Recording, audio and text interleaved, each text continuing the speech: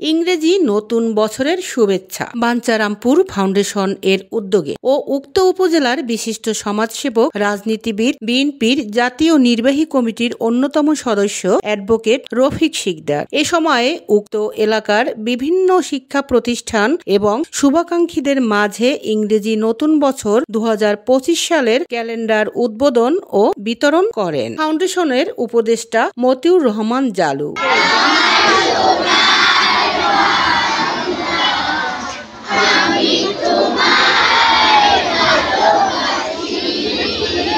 এলাকার মাদ্রাসায় ছাত্রদের ও দরিদ্র সাধারণ মানুষের মাঝে শীত বস্ত্র বিতরণ অনুষ্ঠানে প্রধান অতিথি হিসেবে বক্তব্য রাখেন অ্যাডভোকেট রফিক শিকদার।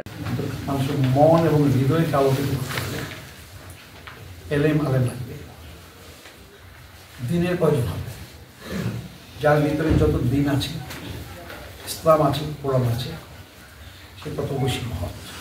তিনি বলেন, শিক্ষকরাই জাতি গঠনে ভূমিকা রাখতে পারে। বাঞ্ছারামপুর ফাউন্ডেশন এর প্রধান উপদেষ্টা ও বিশিষ্ট শিক্ষা অনুরাগী অ্যাডভোকেট রফিক শিকদার এবং রাজধানীর Wills Little Flower School and কলেজের সিনিয়র শিক্ষক ও বাঞ্ছারামপুর ফাউন্ডেশন এর চেয়ারম্যান বিশিষ্ট সমাজসেবিকা ও নারী ব্যক্তিত্ব বেগম ফরিদা শিকদার নতুন বছরে সকল শিক্ষক, অভিভাবক এবং ছাত্র ছাত্রী ও এলাকাবাসীকে আন্তরিক শুভেচ্ছা জানান।